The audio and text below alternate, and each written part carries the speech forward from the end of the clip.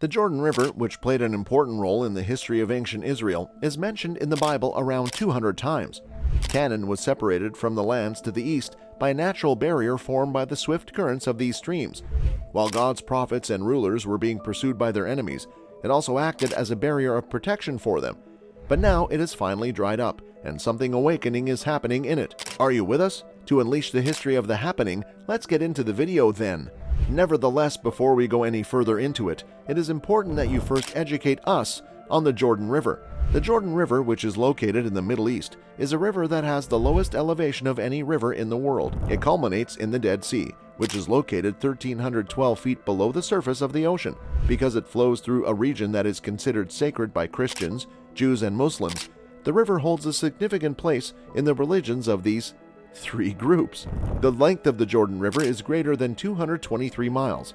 It begins on the sides of Mount Hermon, which is located on the international border between Lebanon and Syria. It travels through northern Israel and eventually empties into the Sea of Galilee. There, the river takes a rapid descent and eventually reaches a level that is 686 feet below sea level. In the south of the Sea of Galilee, the Jordan River serves as the boundary between Jordan on the east and Israel and the Israeli-occupied West Bank on the west. It travels through a steep-sided deep valley with a limited valley floor. At last, it enters the Dead Sea as its destination. The Israelites regarded the Jordan River as a barrier, something that needed to be traversed before they could move forward in their calling. Even though many ancient cultures held the belief that rivers were sacred, a significant number of ancient people revered the rivers in their homelands. The Ganges was revered by the people of India, and the Nile was cherished by the people of Egypt.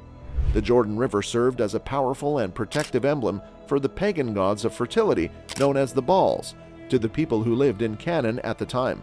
On the other hand, the Israelites never venerated the Jordan River in any way. They viewed it as an obstacle that needed to be conquered. When they looked into Canaan from the eastern side, the Jordan River appeared to be an impediment that prevented them from entering the Promised Land. The ancient Israelites would occasionally cross the river to circumvent the obstacle, which would then afford them protection from their adversaries who resided on the other side of the waterway. In order to avoid King Ahab's pursuit, Elijah fled to the east bank on the Jordan River.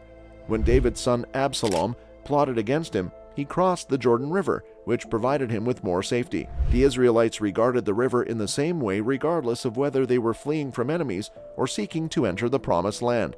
It was an impediment that they needed to conquer before going forward in their calling. This viewpoint eventually gave rise to the idiom to cross the Jordan, which means to go around or over something that is in the way. This expression comes from their experience.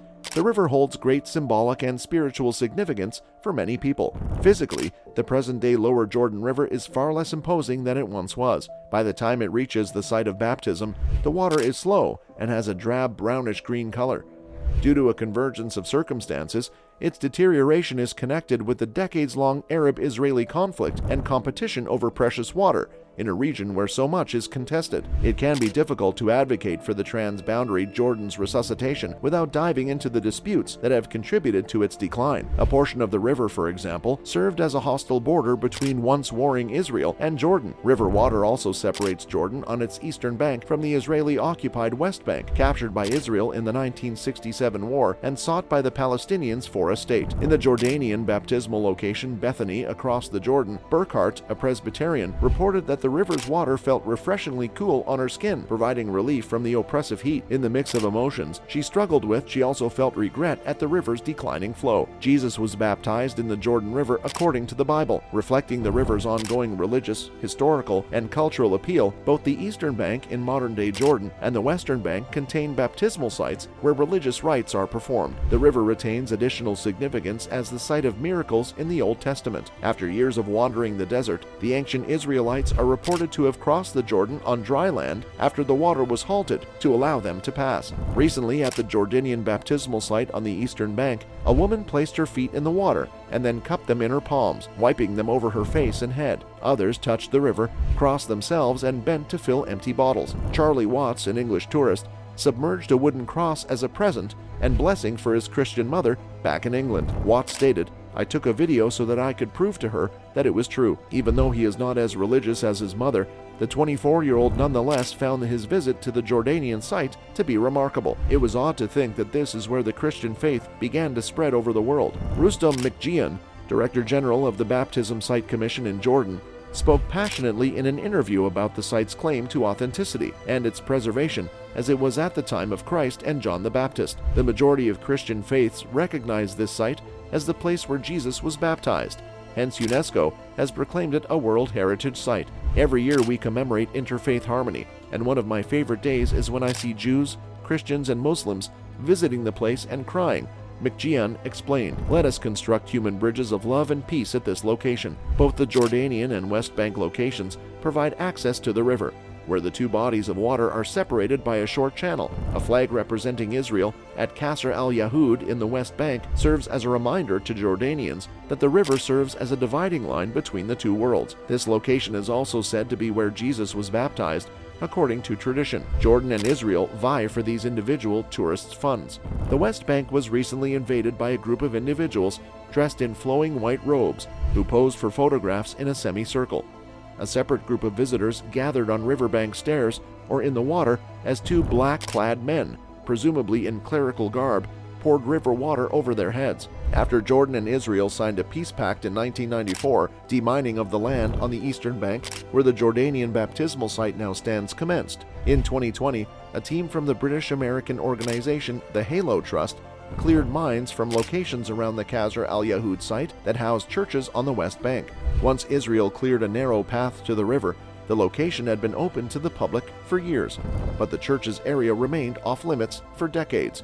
EcoPeace Middle East has been advocating regional cooperation on the Jordan River between opponents who have long had every reason to extract as much water as possible from the river and its tributaries. In the past, any fresh water remaining in the river would have been considered a source of strength for the adversary. Israeli head Gidon Bromberg of the organization stated, "You seize all you can." He stated there is a valid demand for the water. Water is scarce, but the conflict generates the motivation to steal everything. According to a 2013 assessment issued by a United Nations panel and a German federal institute, the yearly discharge of the lower Jordan into the Dead Sea was projected to be between 20 million and 200 million cubic meters, compared to a historical volume of 1.3 billion cubic meters. Bromberg places the present quantity at no more than 70 million cubic meters. Syria and Jordan have seized the other half of the water, Bromberg stated. The Jordanian, Palestinian, and Israeli sides, as well as a small portion of Syria, are responsible for the majority of the river's pollution. According to the UN German assessment, water use in the Jordan River basin is unevenly developed, and Palestinians no longer have access to or use Jordan River water. Syria has constructed dams in the sub-basin of the Yarmouk River, which is part of the Jordan River basin, but does not have access to the river itself.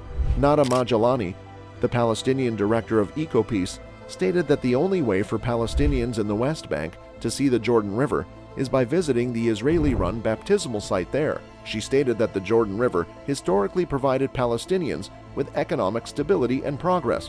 Now, she added, it has been reduced to an ambition of statehood and water sovereignty. She stated that the river's degradation is particularly disheartening for older Palestinians who remember how the river looked and how they used to fish and swim in the river. Bromberg stated that EcoPeace has documented the lose-lose nature of the river's deterioration for all parties involved. According to Jewish tradition, the river and its banks are the sites of miracles. In its current diminished condition, it does not resemble a location of wonders. Environmental Protection Minister Tamar Zandberg praised the Israeli government's late July approval of plans to repair a section of the lower Jordan River as historic and the start of a correction. Zandberg stated in a statement, "It was neglected for decades, and the majority of its waters were diverted, causing it to become a sewage canal. Rehabilitating the River Jordan and restoring it to nature, the public, and hikers is doubly important in an era of the climate crisis and severe ecological crisis." Zandberg stated over the phone that the proposal concentrates on an Israeli-controlled section